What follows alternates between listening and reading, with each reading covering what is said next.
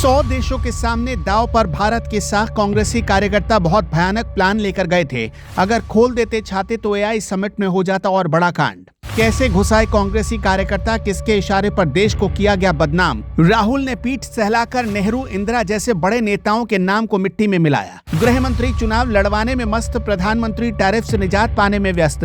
भारी सुरक्षा व्यवस्था को कैसे मात दे गए मुट्ठी भर कांग्रेसी कार्यकर्ता। दिल्ली का भारत मंडपम आज पूरी दुनिया के सामने हमारी साख की नीलामी का गवाह बन गया। वहां कोई मामूली बैठक नहीं चल रही थी, वहां ग्लोबल एआई समिट थी। दुनिया भर से 100 से ज्यादा देशों के प्रतिनिधि आए थे। 500 से ज्यादा ग्लोबल लीडर्स वहां मौजूद थे। ओपन एआई के सीईओ, गूगल के सीईओ, एडोबी के सीईओ, क्वालकॉम के सीईओ, फ्रांस के राष्ट्रपति, ब्राजील के राष्ट्रपति और अबू धाबी के क्राउन प्रिंस, इतने सारे दुनिया भर के दिग्गज और ताकतवर लोग भारत के प्रति अपना नजरिया बनाने आए थे। वो ये देखने आए थे कि क्या भारत वाकई भविष्य की महाशक्ति बनने के लायक है या नहीं। लेकिन उस एआई समिट में कांग्रेस के कार्यकर्ताओं ने जो शर्मनाक हरकत की, उसने पूरे देश का सर शर्म से झुका दिया। सत्ता की भूखी कांग्रेस गीदड़ और लोमड़ी बनने पर आमद आए। कांग्रेस वालों, कान खोलकर सुन लो। आज जो देश की आन बान और शान बढ़ाने के लिए पंडित नेहरू और इंदिरा गांधी ने जो कुछ भी किया था और जिन सैकड़ों फ्रीडम फाइटर्स ने अपनी जान दी, उसे तुम्हारे 10 लोगों ने मिलकर मिट्टी में मिला दिया।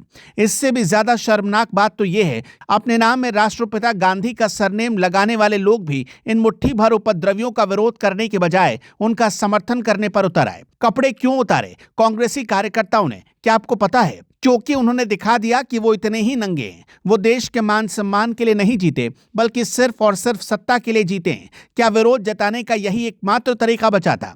क्या दुनिया के सबसे बड़े लीडर्स के सामने अपनी ही मर्यादा तार तार कर दी जाए?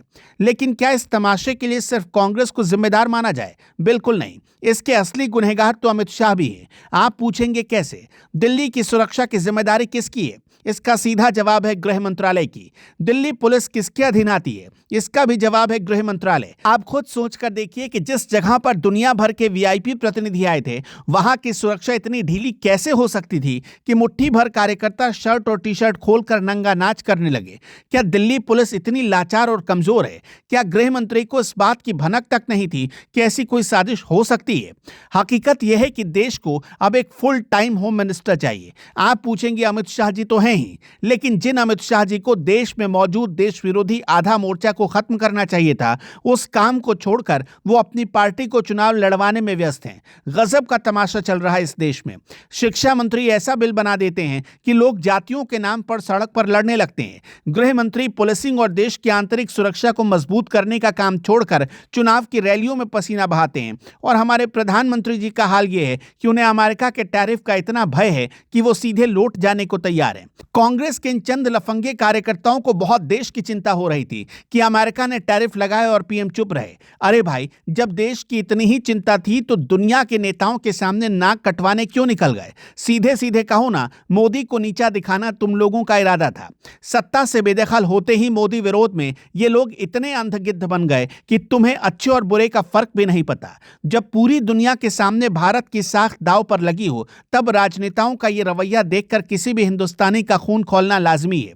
जिस एआई समिट में सैम ऑल्टमैन और सुंदर पिचाई जैसे लोग भारत की काबिलियत देख रहे थे, वहां हमने उन्हें अपनी सुरक्षा का खोखलापन दिखा दिया। हमने उन्हें दिखा दिया कि हमारे देश की राजधानी के सबसे सुरक्षित जोन में कोई भी घुसकर नंगा प्रदर्शन कर सकता है। क्या यह वही न्यू इंडिया है जिसका ढिंढोरा पूरी दुनिया में पीटा जा रहा है? सिस्टम पर सवाल उठाना जरूरी है, क्योंकि अगर आज 10 लड़के वहां पहुंच सकते हैं तो कल कोई बड़ा आतंकी हमला भी हो सकता है।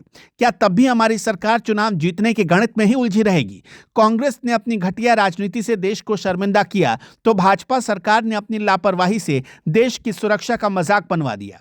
एक तरफ सत्ता का लालच है और दूसरी तरफ जिम्मेदारी से भागती हुई सरकार। अब देश चुने किसको? आप ही लोग बताइए। एक तरफ वो लोग हैं जो गांधी का सरनेम लगाकर देश की मर्यादा को नंगा कर रहे, और दूसरी तरफ वो लोग हैं जो सुरक्षा और शिक्षा जैसे बुनियादी मुद्दों को छोड़कर सिर्फ कुर्सी बचाने और पार्टी बढ़ाने के खेल में लगे हैं।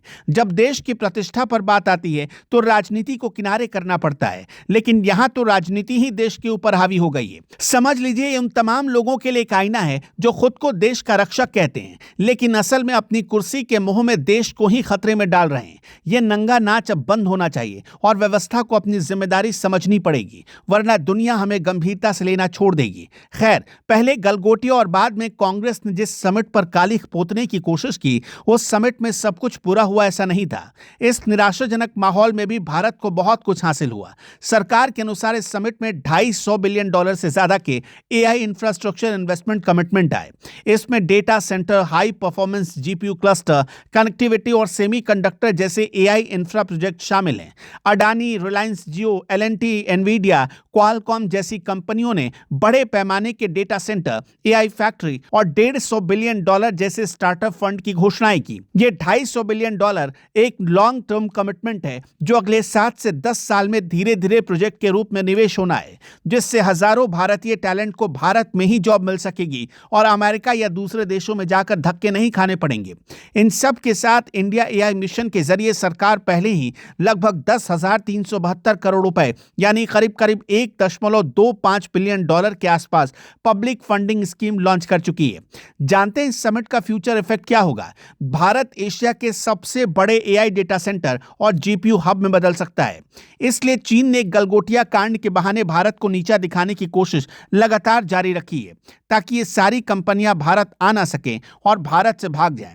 सोचिए, इस माहौल में भी वहां कांग्रेसी पहुंचते हैं और वही काम करते हैं जो चीन या भारत के दुश्मन देश चाहते हैं। वहां रे देश की ग्रैंड ओल्ड पार्टी सत्यानाश कर दिया अपने पुरखों की सारी मेहनत का। ऊपर से कांग्रेसी क्राउन प्रिंस की आंखें अब भी नहीं खुल रही। फटकारने की जगह वो इन लंपट कार्यकर्ताओं की पीठ सहला रहे हैं। खैर, देश की पब्लिक की आंखें अब खुल चुकी है, इसलिए ऐसा हुड़दंग करने वालों के शरीर के अलग अलग कोने से वहां मौजूद लोगों ने ही गुब्बारे निकाल दिए। दर्शकों, कांग्रेस की इस करतूत पर आप क्या कहेंगे? हमें कमेंट में जरूर बताइएगा।